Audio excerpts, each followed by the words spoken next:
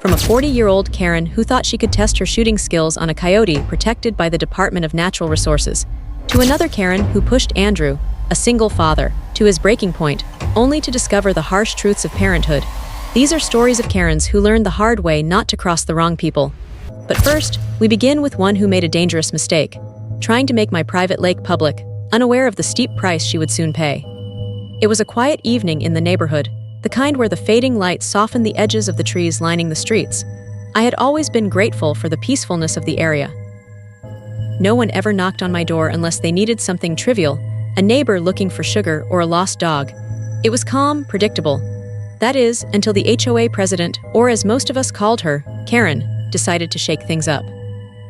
For years, I had been fortunate enough to live in a neighborhood where membership in the Homeowners Association, HOA, was entirely voluntary. Not everyone signed up, and those of us who didn't were often left to enjoy the perks of living in a well-kept neighborhood without the constant nagging of the HOA. Karen, however, had long held the reins of the HOA with an iron grip, and no matter how much everyone complained, no one dared challenge her. She had her supporters, those who had fallen for her promises of safety and exclusive access, and she managed to maintain her role simply because no one else wanted it. Most of us saw her as a nuisance, an overbearing woman with a thirst for power, but the idea of taking on her position was far less appealing. There was, however, one thing that Karen wanted more than control over the neighborhood, and it wasn't something she could simply take. Our neighborhood was home to several lake access properties, and by lake access, I mean there was a direct path from those homes to the water. It wasn't like owning a lakefront property, but it was close enough to make you feel important, and Karen wanted one of those properties badly. She wasn't the type to settle for less, and the idea that anyone in the neighborhood had something she didn't nod at her. She tried to play it off as though she was merely trying to unite the community, but everyone could see through it. As if I'd ever give up my home for the sake of some HOA initiative. When Karen came to me one day, it wasn't out of the blue.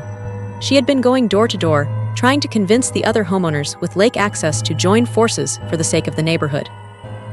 But when she reached my door, she had something else in mind.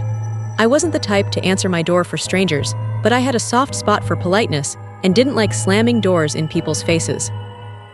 She launched into her pitch about how being a member of the HOA was essential for the safety of our homes and how our properties would be more valuable. But as usual, her words were laced with veiled threats disguised as promises. She went on to talk about how our lake access properties could be used as stopover points for those who wanted to enjoy the lake but didn't have direct access. She spoke as though she had the right to my land. I let her ramble on, but every word she said made my blood boil. The audacity. My lake access was not a community feature, and I had no intention of sharing it, let alone opening up my home as some pit stop for strangers. By the time she finished her speech, I was seething with irritation. I told her I wasn't interested, but she persisted, suggesting I might want to swap houses with someone else in the HOA. Just like that, she thought I'd trade my home for what, her power, her position? "Lady, you're crazier than I thought," I muttered, not sure if she'd even hear me.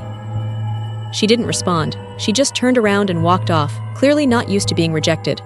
I thought that would be the last time I'd hear from her, but as I soon learned, Karen was just getting started.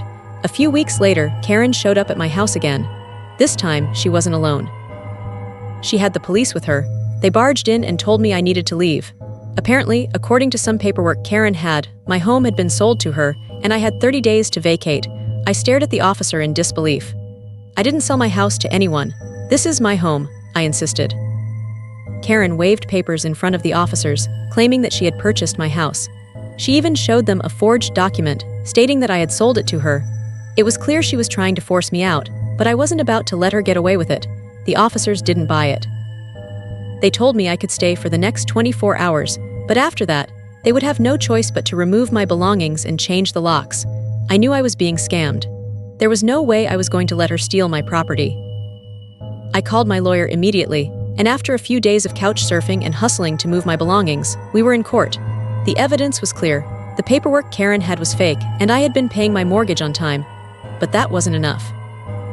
Karen had crossed a line, and I wasn't going to let it go. My lawyer and I gathered even more evidence, including photos of her volunteer labor program. She had been forcing residents to donate their time making clothes for a supposed charitable cause, but in reality, she was using the clothing to generate profits through a local thrift store. The clothing was sold, and Karen pocketed the money, claiming tax deductions for a donation that was never made. The evidence was overwhelming. Karen had committed fraud, forced labor, and tax evasion. Her reign of terror was finally over. A few weeks later, she was sentenced to 5 years in prison, and her so-called HOA came crashing down. With no president, the HOA could no longer function. There was no one left to lead, and I'm sure the residents were just as relieved as I was. The HOA had been nothing but a tool for Karen to control the neighborhood, and now it was gone. Sometimes, life has a way of delivering justice in unexpected ways. What started as a battle over property turned into a full-on collapse of Karen's empire. For once, it felt good to watch someone who thought they could take advantage of others finally face the consequences. And as for me, I was back in my home, no longer living under the shadow of Karen's manipulation. The neighborhood was quieter now, and while I had no intention of ever joining the HOA, I was content. My lake access was mine, and no one could take it from me. But speaking of people getting what they deserve, do you think Karen got what was coming to her? Honestly, her situation is nothing compared to what happens in our next story. Can you imagine pushing things so far that you end up causing chaos with the coyotes in the DNR? And the result? Well, let's just say the price this Karen ends up paying is much steeper than she ever expected. It was a typical autumn day in rural Indiana when I first heard the gunshots. I had been working with the Department of Natural Resources, DNR, for several years, volunteering to monitor a specific coyote pack in the area. My work in Africa with African wild dogs had taught me the importance of patience, trust, and understanding when interacting with wild animals. Over time, I had earned the trust of the coyotes. They had allowed me into their world, and I had become a quiet part of their lives. The pack I had been following for the past 2.5 years had grown accustomed to me. 6 to 9 coyotes would come when I called, and the affection from the puppies was something I couldn't even describe. They would jump at me, nuzzle my face, and curl up in my lap. The bond we had built wasn't something that could be replicated easily. It took years of slow, deliberate work. On this particular day, I was out in the woods again, calling out to the pack. As usual, I heard the telltale rustling of their approach, but this time, something felt wrong. The excitement in their howls was interrupted by a sound that shouldn't have been there: gunshots. The coyotes' usual playful yips and barks shifted into whimpering, panicked cries. My heart dropped. I rushed through the brush, hoping against hope that they were okay. It wasn't uncommon for people to be afraid of coyotes, but I never expected it would lead to this. As I made my way to the clearing, I spotted a woman, mid-40s with an unbalanced gait, charging through the underbrush, a gun clutched tightly in her hands. Her eyes locked onto me as I shouted for her to stop. "Karen, stop! Put down the gun," I called out, my voice sharp with urgency. She didn't listen. Her gaze shifted to the coyote pups who had followed me out of the trees, one of them climbing under my shirt to peer out at her curiously. Her eyes narrowed as she saw the small face poking out from my neck, and then her gaze fixed on the rest of the pack. "There, that filthy beast," she spat. "Remove it and I need a clear shot." I stepped forward, trying to block her line of sight. "Don't you dare touch them. These coyotes are under the protection of the DNR," she scoffed, tightening her grip on the gun. "I don't care what the government protects. They're on my property and they deserve to die." A surge of anger and fear ran through me. This woman, this intruder into their world, was threatening everything I had worked so hard to build with the coyotes.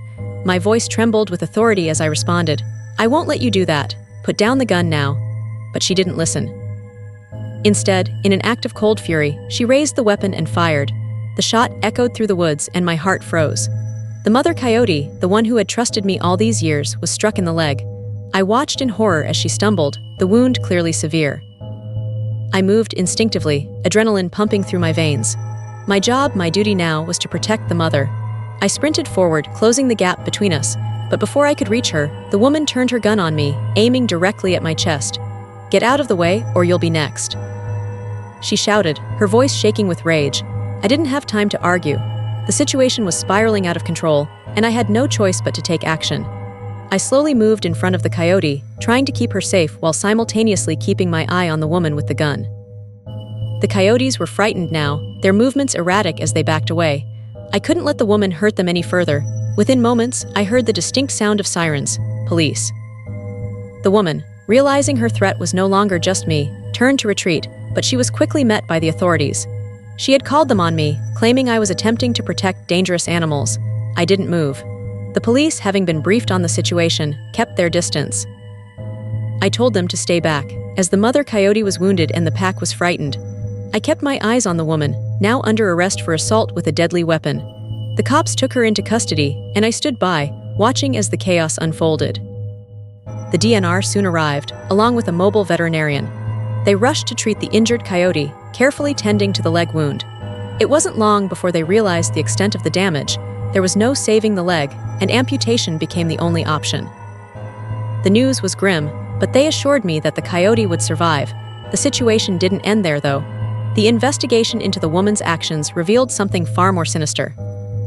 The veterinary team discovered traces of poison in the mother coyote's bloodstream, rattlesnake venom, and cyanide. It turned out the woman hadn't simply been trying to kill a coyote. She had intentionally laced her ammunition with poison. Her actions went beyond simple animal cruelty. The DNR issued a new charge against her, attempted murder of wildlife with poison, and her arrest led to even more severe consequences. As for the coyote pack, the DNR decided to move them to a wildlife sanctuary, far away from human threats. They deserved a safe, protected place to live, where they could never be harmed again. As for the woman, the charges piled up against her, and she faced the possibility of a long prison sentence. Her life, it seemed, would never be the same again. But for the coyotes, the pack I had come to know and love, they would live out their lives in peace. And in that moment, I thought, that's all that mattered. But even though she got what she deserved, there are still others who refuse to learn from her mistakes. They choose the hard way. One such, Karen decided to test Andrew, a single father, thinking she could push him around. But just because the dog is sleeping doesn't mean it stopped biting. What happened next? Let's just say you won't believe it. But before we dive into the story, we invite you to subscribe to the channel. Your support helps us bring more voices on board and share even more unforgettable stories like this one. Now, let's get back to the mystery surrounding Karen, who decided to mess with Andrew. It was a Sunday, a quiet afternoon in the small apartment, where the shadows of evening stretched across the living room.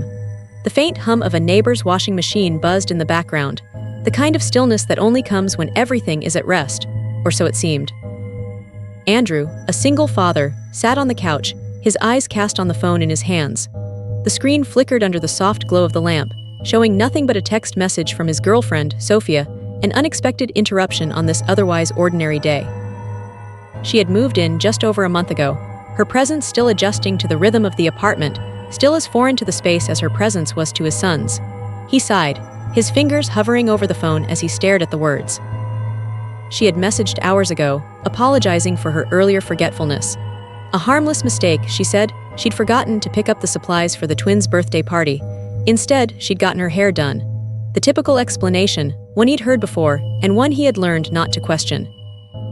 The money he had given her for their celebration was now gone. Used, as always, for something other than what it was intended. Andrew knew the day would come when he would have to face the consequences of his choices. He had always known. But now, as he walked into the apartment, the silence screamed louder than ever. His sons, Eddie and Jamie, were waiting in their rooms, their anticipation growing with every passing minute. This was their special day. A day he had promised them would be different. He walked into the living room. Sophia was sitting on the couch, her phone in her hands, her attention seemingly diverted to something entirely unrelated to the promises made. The room was empty. The balloons, the cake, the slip-hand slide he had told her to buy were nowhere to be seen.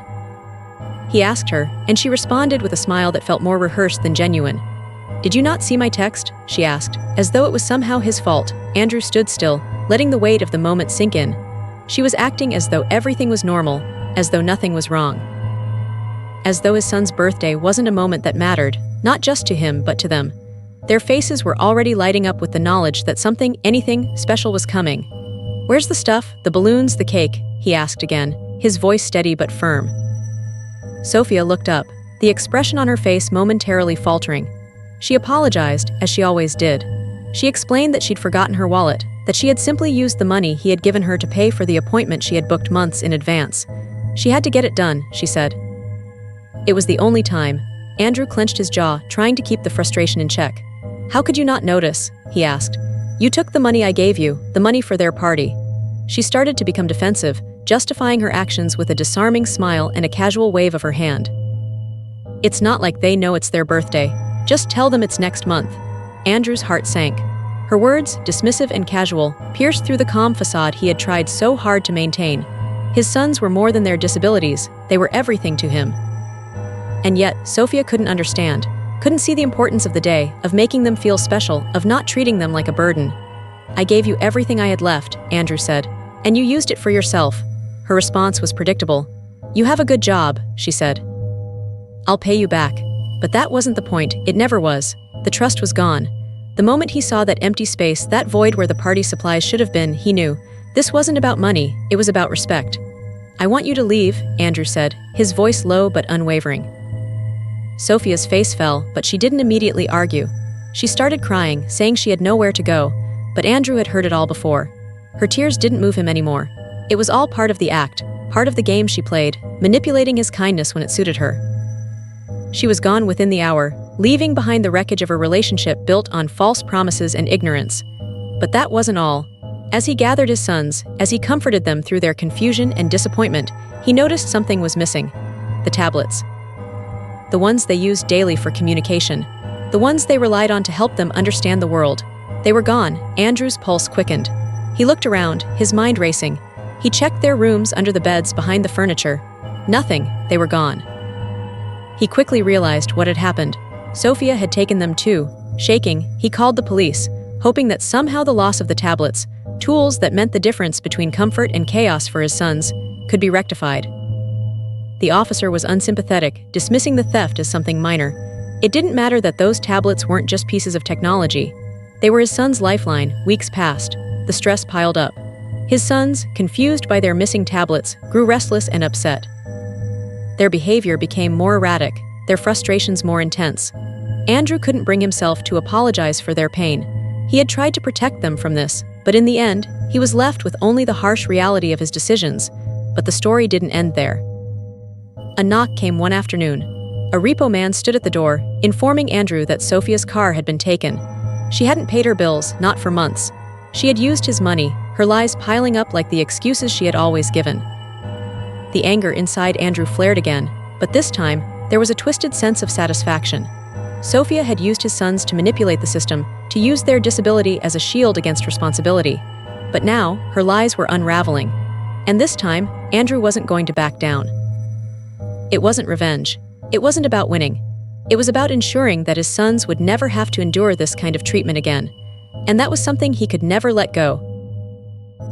Thank you for joining us on these stories of Karens who learned the hard way not to cross the wrong people. While some may never learn, the rest of us understand the cost of pushing too far. Stay tuned for more unforgettable moments, and remember, there's always more to the story than meets the eye.